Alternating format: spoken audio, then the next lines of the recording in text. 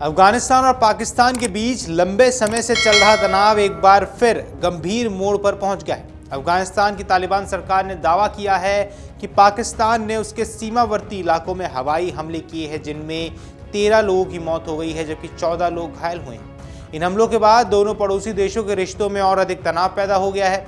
अफगान अधिकारियों का आरोप है कि हमले में आम नागरिकों को निशाना बनाया गया है, जबकि पाकिस्तान की ओर से इस संबंध में तत्काल कोई आधिकारिक बयान जारी नहीं किया गया है।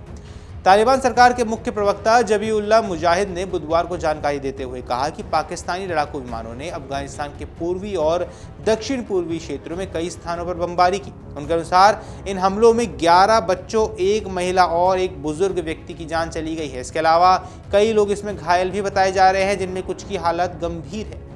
मुजाहिद ने बताया है कि जिन क्षेत्रों को निशाना बनाया गया है वो मुख्य रूप से नागरिक आबादी वाले इलाके थे।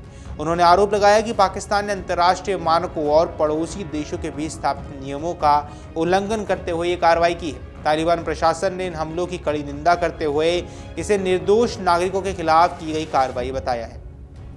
हालांकि आपको बता दें, पाकिस्तान की ओर से इस पर कोई भी तत्काल प्रतिक्रिया नहीं आई है। अफगानिस्तान के आरोपों के बावजूद पाकिस्तान सरकार या सेना की ओर से इन हमलों को लेकर तत्काल कोई आधिकारिक पुष्टि नहीं की गई है। हालांकि इससे पहले भी पाकिस्तान कई बार सीमावर्ती क्षेत्रों में आतंकवादियों के ठिकानों को निशाना बनाने के लिए कार्रवाई करने का दावा करता रहा है। अब यहाँ विशेषज्ञ मानते हैं कि पाकिस्तान की सुरक्षा एजेंसियां लंबे समय से अफगान सीमा के पार मौजूद उन समूहों को लेकर चिंतित रही है जिन्हें वे अपने राष्ट्रीय सुरक्षा के लिए खतरा मानती है। ऐसे में ये संभव है कि हालिया कार्रवाई भी इसी रणनीति का हिस्सा रही हो। हालांकि इसकी आधिकारिक पुष्टि अभी तक नहीं हो पाई है। सीमा पर लगातार तनाव भी बढ़ता जा रहा है। दरअसल पिछले कुछ महीनों में पाकिस्तान और अफगानिस्तान के बीच सीमा पर तनाव बढ़ा है।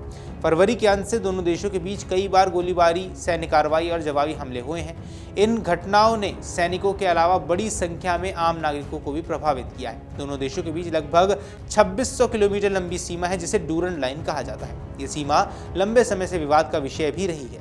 अफगानिस्तान की विभिन्न सरकारें ऐतिहासिक रूप से इस सीमा को पूरी तरह स्वीकार नहीं करती रही हैं, जबकि पाकिस्तान इसे अंतर्राष्ट्रीय सीमा मानता है। अब इसी विवाद के कारण दोनों देशों के बीच अक्सर तनाव की स्थिति भी बनी रहती है। पाकिस्तान का सबसे बड़ा आरोप यह है कि अफगानिस्तान की धरती का इस्तेमाल या उपयोग ऐसे उग्रवादी संगठनों द्वारा किया जा रहा है जो पाकिस्तान में आतंकवादी गतिविधियों को अंजाम देते हैं। विशेष रूप से पाकिस्तान तहरीक-ए-तालिबान पाकिस्तान यानी टीटीपी को लेकर इस्लामाबाद की चिंता लगातार बढ़ती रही है। पाकिस्तानी अधिकारियों का कहना है कि टीटीपी के लड़ाके अफगानिस्तान में सुरक्षित ठिकानों का इस्तेमाल करते हैं और वहीं से पाकिस्तान में हमले की योजना भी बनाते हैं। पिछले कुछ वर्षों में पाकिस्तान के कई सैन्य ठिकानों, पुलिस चौकियों और सार्वजनिक स्थानों पर हुए हमले के लिए टीटीपी को जिम्मेदार ठहराया गया है। पाकिस्तान का दावा है कि जब तक अफगानिस्तान अपनी भूमि पर सक्रिय इन समूहों के खिलाफ प्रभावी कार्रवाई नहीं करेगा, तब तक क्षेत्र में शांति स्थापित करना मुश्किल है। आइए अब आपको समझाते हैं आखिर जिस टीटीपी के बारे में इतनी बात हो रही है आखिर ये कौन है। दरअसल टीटीपी यानी तहरीक-ए-तालिबान पाकिस्तान एक उग्रवादी संगठन है जिसकी स्थापना वर्ष 2007 में हुई थी। इसका उद्देश्य पाकिस्तान में अपनी विचारधारा के अनुरूप शासन स्थापित करना बताया जाता है।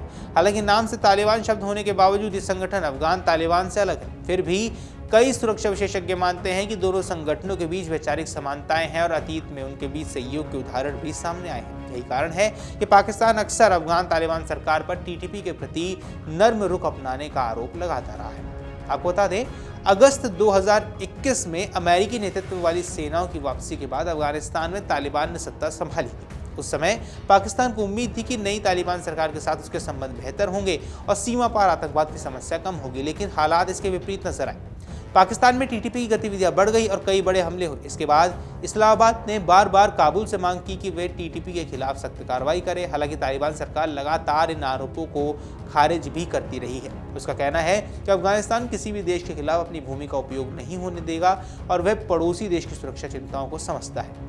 अब तालिबान प्रशासन का कहना है कि पाकिस्तान द्वारा लगाए जाने वाले आरोपों के समर्थन में कोई भी ठोस सबूत पेश नहीं किया गया है। काबुल का दावा है कि पाकिस्तान के अंदर मौजूद सुरक्षा चुनौतियों के लिए अफगानिस्तान को जिम्मेदार ठहराना उचित नहीं है। तालिबान अधिकारियों के अनुसार यदि किसी प्रकार की सुरक्षा समस्या है तो उसका समाधान बातचीत, खुफिया सहयोग और कूटनीतिक प्रयासों के माध्यम से निकाला जाना चाहिए, ना कि सैन्य कार्रवाई से।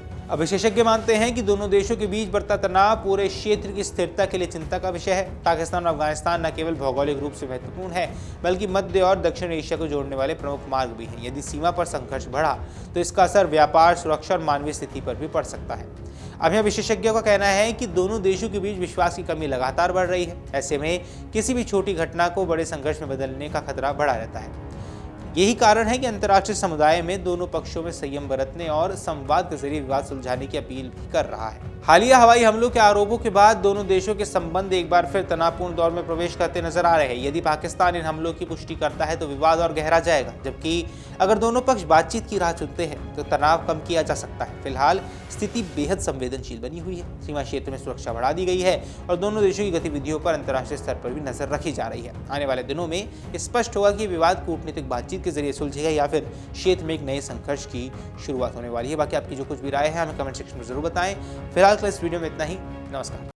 अगर आप ये वीडियो YouTube पर देख रहे हैं तो हमारे चैनल को सब्सक्राइब कर बेल आइकन दबाएं और Facebook पर देख रहे हैं तो हमारे पेज को लाइक करें। अगर आप ये वीडियो YouTube पर देख रहे हैं तो हमारे चैनल को सब्सक्राइब कर बेल आइकन दबाएं और Facebook पर देख रहे हैं तो हमारे पेज को लाइक करें।